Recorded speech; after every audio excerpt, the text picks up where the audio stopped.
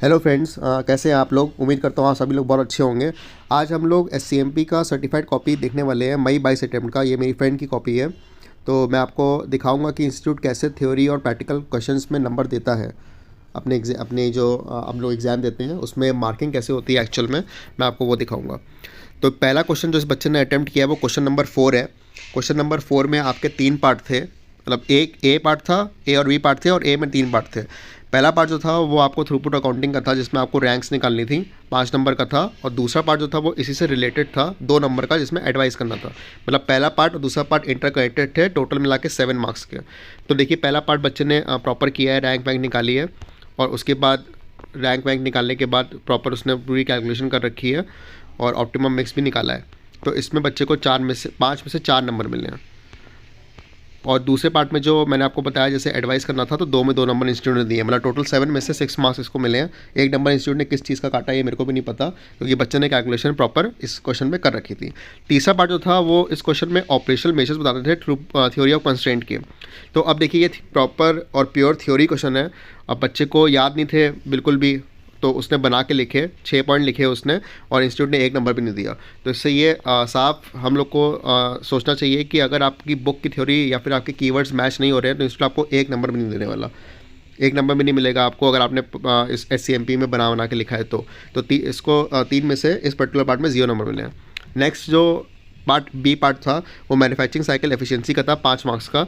देखिए, इसे proper calculation पूरी कर रखी है, प्रॉपर कैलकुलेशन पूरी कर रखी है, और इंस्टीट्यूट ने 4.5 नंबर दिए हैं। 5 में से 4.5 नंबर इस पर्टिकुलर क्वेश्चन में मिले हैं, मतलब आधा ही नंबर कटा है, कोई ज़्यादा नंबर नहीं कटा।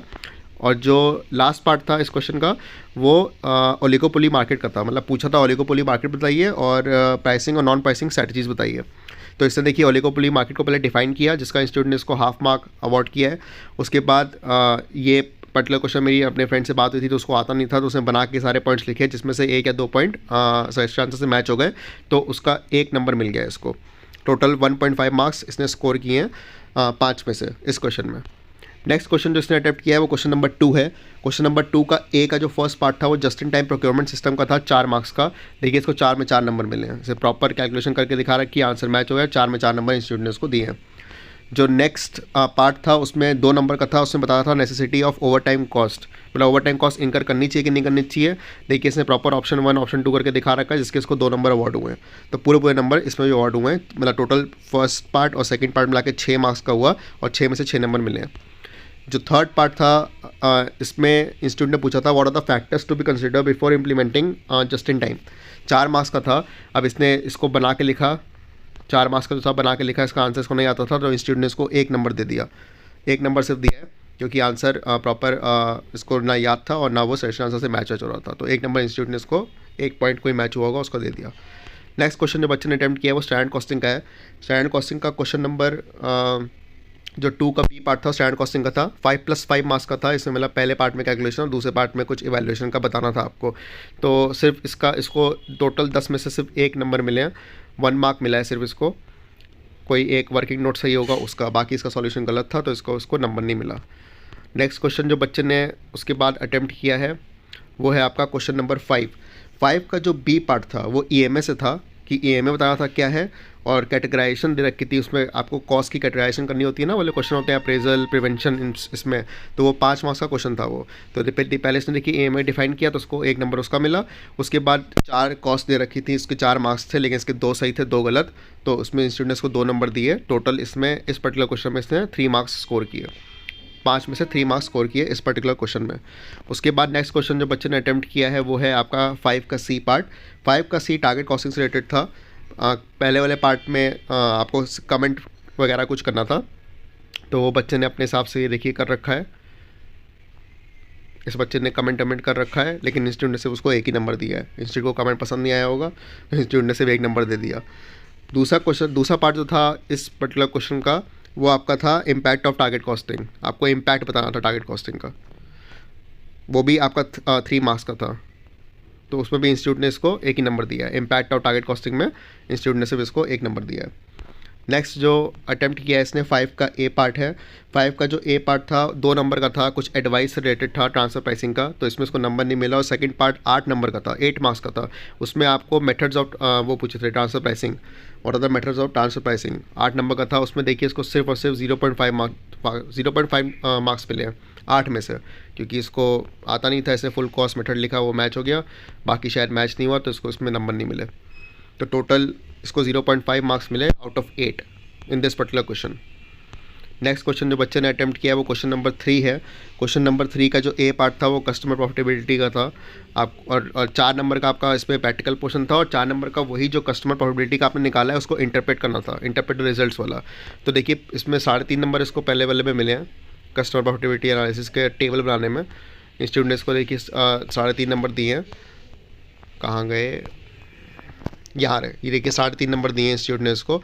और जो इंटरप्रेट वाला पार्ट था उसमें 4 में से सिर्फ हाफ मार्क्स मिला है, सिर्फ हाफ नंबर दिया है 4 में से, मतलब टोटल 8 में से 4 मार्क्स मिले हैं, वो प्रैक्टिकल के ही हैं। जो थ्योरी इंटरप्रिटेशन था उसमें इंस्टीट्यूट ने इसको नंबर दिया नहीं शायद, और शायद या तो शायद इसने सही लिखा नहीं होगा, बना के लिखो तो फिर नंबर कॉस्टिंग में मिलते नहीं हैं, बात ये है।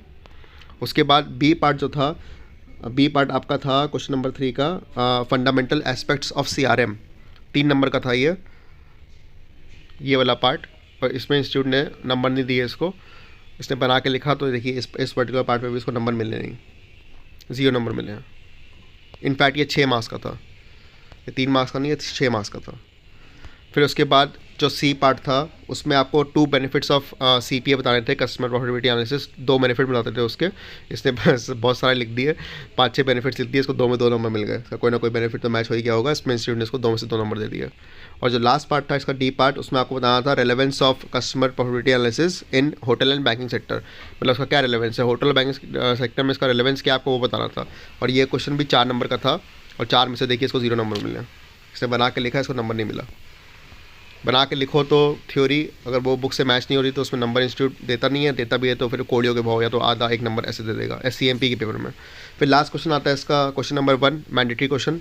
मैंडेटरी क्वेश्चन का जो फर्स्ट पार्ट था वो 2 नंबर का था, जिसमें आपको स्ट्रैटेजिक पोजीशनिंग एनालिसिस बतानी थी, तो वो इससे बताइए, इसको 2 में से 1 नंबर मिला है, इसमें थ्योरी इसने लिखी है, 2 में से इंस्टीट्यूट ने इसको 1 नंबर दे दिया।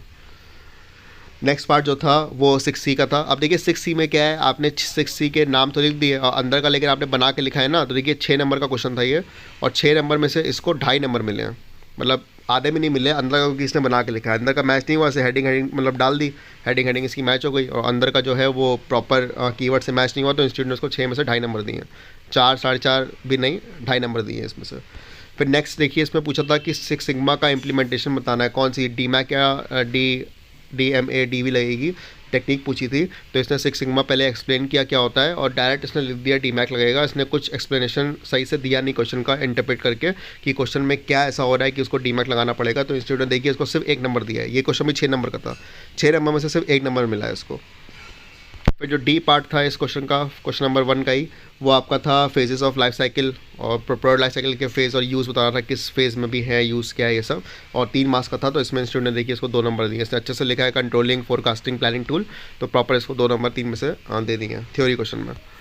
और लास्ट पार्ट जो इसका था ये थोड़ा सब्जेक्टिव टाइप का था, change is law of the world, आपको उसके बारे में लिखना था, 2 नंबर का ही था तब, 3 नंबर का था इनफैक्ट, उसके बाद इंस्टीट्यूट ने इसको 1.5 नंबर दे दिया उसमें भी।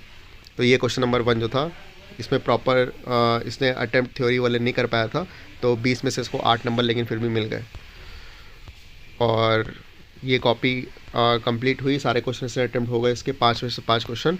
अब लास्ट चीज़ मैं आपको बताना चाहूँगा, ये देखिए इस बच्चे के 39 मार्क्स शायद आ रहे होंगे कॉपी में, और इंस्टीट्यूट ने 0.5 नंबर और दे दिए ताकि बच्चा का 40 बन जाए।